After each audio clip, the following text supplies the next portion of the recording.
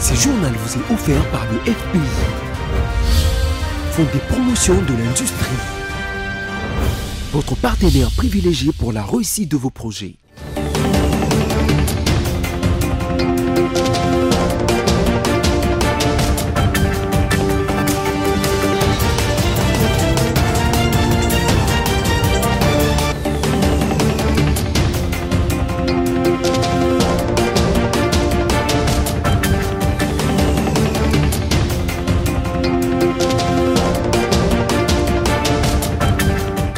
Vous informer est un devoir et nous le faisons avec un immense plaisir. Madame, Monsieur, bonsoir et bienvenue à cette nouvelle session d'information dont voici les titres.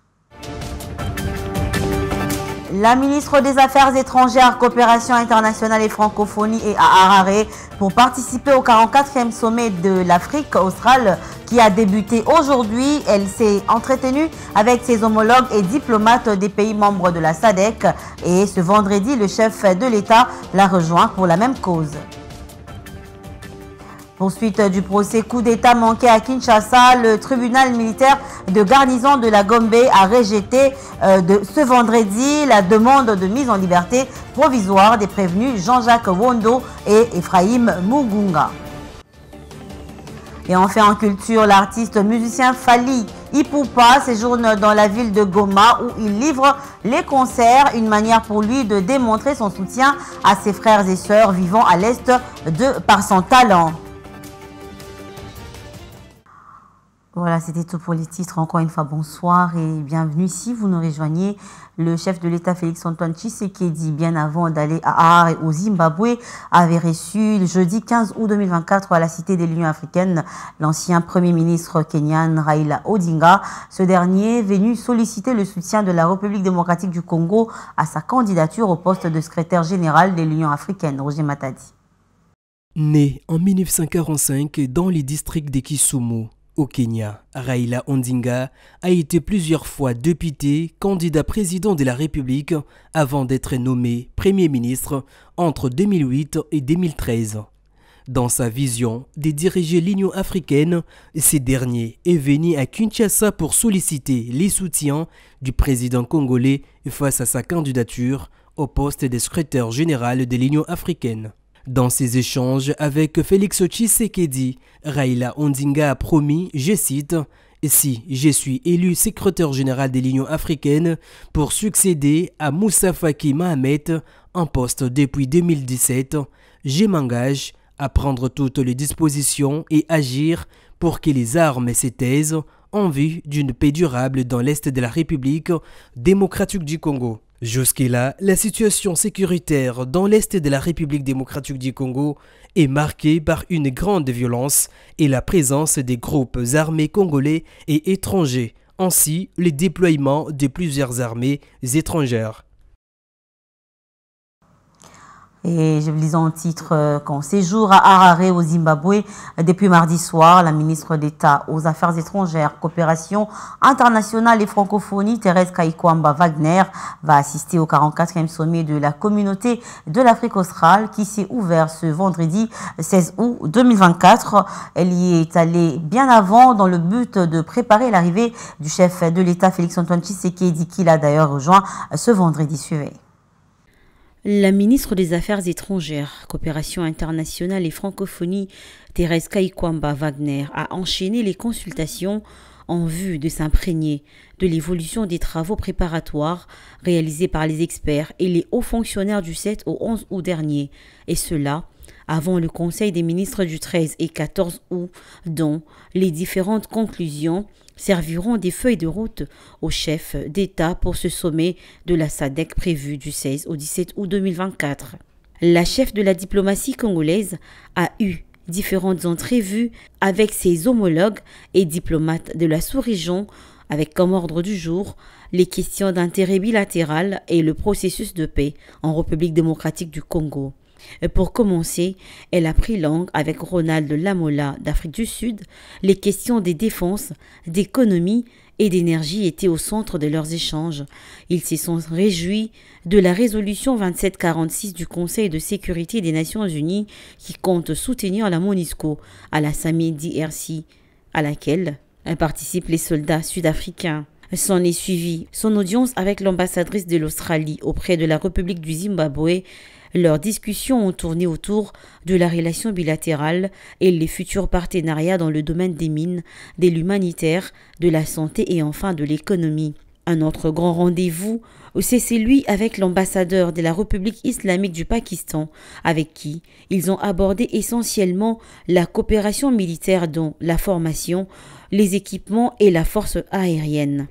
Il faut noter que ces assises de la SADC, principalement axées sur les solutions économiques et l'instauration d'une véritable zone d'échange entre les pays membres, ainsi que sur les questions de paix et de stabilisation de la sous-région, accorderont une attention particulière à la situation de l'Est de la République démocratique du Congo. Le ministre des Mines Kizito Pakabomba s'est rendu à Lubumbashi dans le Haut-Katanga pour une mission d'itinérance le jeudi 14 août 2024, toujours dans la recherche de l'amélioration du social de la population du pays dans tous les coins. Une fois sur place, il a été accueilli par le ministre provincial des Mines à l'aéroport de Luano. Regardez. Le ministre national des Mines Kizito Pakabomba en mission d'itinérance dans le pays est arrivé à Lubumbashi ce jeudi 15 août 2024. C'est le ministre provincial des Mines, Lucien Lumano, qui l'a accueilli à l'aéroport international de la Luano. Aucune déclaration à l'aéroport sur l'objet de sa mission, mais le ministre national des Mines a été conduit juste après auprès du vice-gouverneur de province Martin Kazembe Choula. Ensemble, ils ont fait le tour d'horizon du secteur minier dans le Haut-Katanga, un secteur qui doit impacter positivement les social de la population, tel qu'évolue par le président de la République, Félix-Antoine Tshisekedi Tshilombo, qui veut voir la population congolaise bénéficier de ses ressources minières. Les problèmes liés à l'environnement ont été aussi évoqués, a dit le ministre national des Mines, Kizito Pakabomba. Nous venons d'échanger avec le vice-gouverneur sur le secteur minier, un secteur qui est crucial et qui est très important pour le développement socio-économique de notre pays, parce qu'en fait il contribue à la création d'emplois, à la création de richesses, également au développement socio-économique de nos populations. Le séjour du ministre national des Mines prévoit la visite dans les entreprises minières avant de se rendre à Kolosi dans le Lualaba. Parlons justice dans ce journal. Le syndicat des magistrats SINAMAC dénonce la propension du ministre de la Justice et garde des Sceaux, Constant Moutamba, dans ses sorties médiatiques à vouloir rendre les magistrats seuls acteurs de la justice responsables de la mauvaise administration de la justice congolaise. Suivez. Les syndicats des magistrats estiment que, dans ses différentes sorties médiatiques, le ministre de la Justice, Constant Moutamba, a tendance à rendre les magistrats seuls responsables de la mauvaise administration de la justice en République démocratique du Congo, éludant ainsi les questions de fond à la base de la dysfonctionnement de l'appareil judiciaire. Les magistrats qualifient ces discours de populistes et d'outrage à l'égard de leur corps. Les SINAMAC pensent que ces propos sont de nature à exposer les magistrats dont la sécurité est déjà précaire. Ces derniers invitent le ministre de la Justice, Constant Moutamba, à arrêter avec ces agressions et à chercher à travailler avec le magistrat dans cette lutte dont il n'est pas le seul. Il rappelle au ministre de la Justice que la magistrature est la seule institution de la République où les magistrats travaillent sans frais de fonctionnement ni fonds de recherche. Dans le reste de l'actualité, en bref et en images, l'examen de l'affaire du coup d'État manqué et de l'attaque de la résidence de Vital Kamerhe se poursuivait ce vendredi 16 août devant le tribunal militaire de garnison de la Gombe.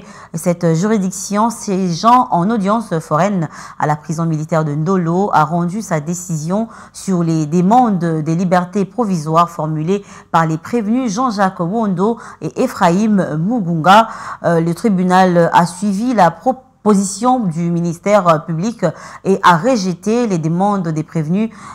Par cet élément, le tribunal fait sien l'argumentaire du ministère public et dira que ces prévenus resteront en état de détention jusqu'au jugement, et ce, conformément au prescrit de l'article 45 alinéa 1er du Code de procédure pénale su énoncé. S'agissant de l'état de santé des prévenus, le tribunal fait observer qu'il existe un centre de santé à la prison militaire de Ndolo et les prévenus pourront entrer en contact avec le dit centre ainsi qu'avec les autorités pénitentiaires pour toute fin utile, à motiver le tribunal dans sa décision. Et puis, sachez que le parti de l'opposant Moïse Katumbi, Ensemble pour la République, prévoit d'organiser sa convention nationale extraordinaire pour 2024. Pour en savoir plus, notre rédaction est entrée en contact avec l'un de ses membres, Damien Terranova, qui a expliqué le but principal poursuivi en organisant cette convention. Il a en outre insisté que, contrairement aux rumeurs, le parti de Moïse Katumbi est bien présent sur terrain et en forme. Il est au téléphone de Roger Matadi. On l'écoute. Ensemble pour la République est bel et bien sur le terrain. Nous avons un cadre juridique qui nous donne la possibilité d'œuvrer et nous sommes en train de recruter tout le jour. Il y a des adhésions massives qui continuent à affluer à Ensemble pour la République parce qu'ils ont compris que c'est Ensemble avec Moïse Katumbi qui sont, crédibles. Et ce n'est qu'ensemble pour la République qu'on peut faire, qu'on peut donner crédit pour la bonne gestion de ces pays.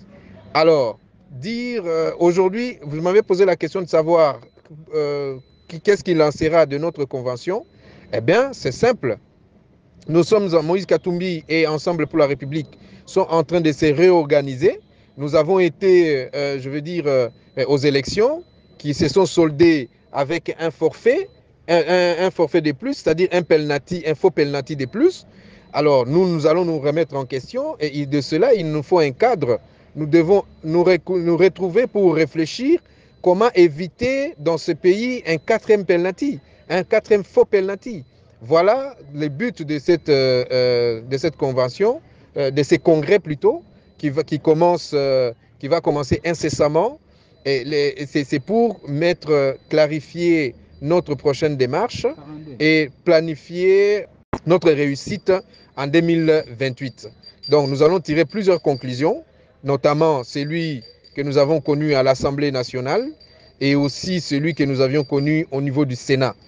Parce que comme vous le savez, au Sénat, il y a encore eu, je vais appeler ça un forfait, parce qu'il s'avère que notre compatriote Baïndé n'a rien à voir avec l'opposition, mais c'était un pion fabriqué par la majorité, par l'Union sacrée, pour torpiller l'opposition. Et en dehors de nos frontières, à Doha, le ministère qatari des Affaires étrangères a confirmé que les négociations en vue d'une trêve dans la bande de Gaza, qui ont débuté jeudi 15 août, se sont poursuivies ce vendredi 16 août 2024. Les médiateurs qataris, égyptiens et américains restent fermement engagés à poursuivre leurs efforts pour parvenir à un cessez-le-feu dans la bande de Gaza, a indiqué le ministère France 24. Ces secouristes évacuent les corps des civils palestiniens morts dans cet immeuble à Jabalia au nord de Gaza, visé par une frappe israélienne. Les combats se poursuivent sur le territoire sans relâche. Ça suffit, les enfants sont sous les décombres et nous ne pouvons pas les en sortir. Nous avons trouvé des corps suspendus et des membres sur le sol. Nous étions vraiment terrifiés. En marge des combats et destructions dans la bande de Gaza, les manifestations pour la libération des otages se poursuivent en Israël. Les familles des otages espèrent un accord avec le Hamas et tentent de mettre la pression sur le Premier ministre Benyamin Netanyahou. Les guerres ne se terminent pas par des tirs. Les guerres se terminent par la diplomatie. Cela commence aujourd'hui et peut se terminer aujourd'hui. Ramenez-les à la maison maintenant. Benyamin Netanyahou a envoyé une délégation au Qatar à Doha, où des discussions cruciales ont débuté jeudi, après des mois de négociations infructueuses en Égypte. L'objectif des Israéliens pour ces pourparlers reste inchangé, la libération des otages, qui conditionnerait l'arrêt des combats. Premier mot de culture avant de boucler ce journal en concert le jeudi 15 août et ce vendredi 16 août 2024 au Nord Kivu, dans la ville de Goma. Lors de son premier concert à Serena Hotel, Fally Ipupa a exprimé son soutien aux victimes de guerre dans la partie est de la République démocratique du Congo. Revivons l'ambiance qui a régné à Serena Hotel avec Junette Fika. Goma nikupendaka sana neti na film. C'est à 23h que l'artiste musicien Fally Ipupa a commencé son spectacle sur les podiums des Serena Hotel dans la ville de Goma. Malgré la pluie, Fally Ipupa a interprété plusieurs chansons ainsi que ses génériques. Tout d'abord, Aigle a rendu un vibrant hommage à ses compatriotes vivant dans l'est de la République démocratique du Congo, victimes de guerre, avec des messages d'appel à la paix. Parmi les chansons chantées, il y a eu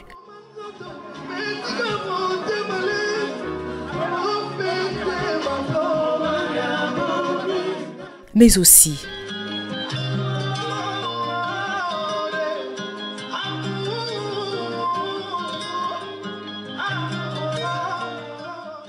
El Mara a promis à la population de ces coins du pays de construire dans le prochain jour une école avec sa fondation pour les déplacés des guerres.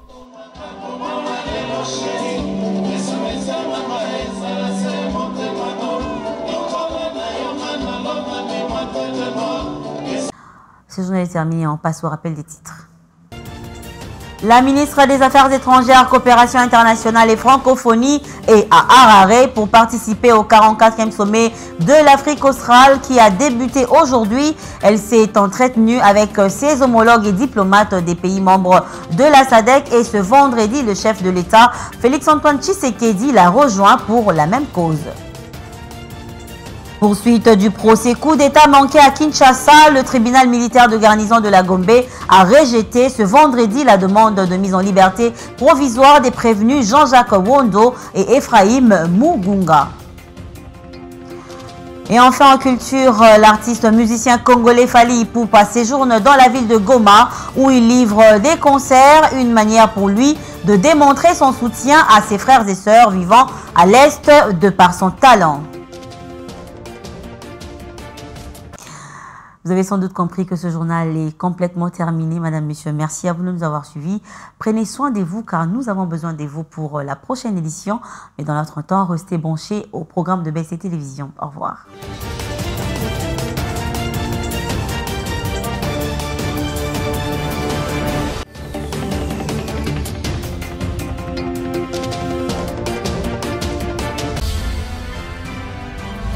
Ce journal vous a été offert par le FPI. Fonds des promotions de l'industrie. Votre partenaire privilégié pour la réussite de vos projets.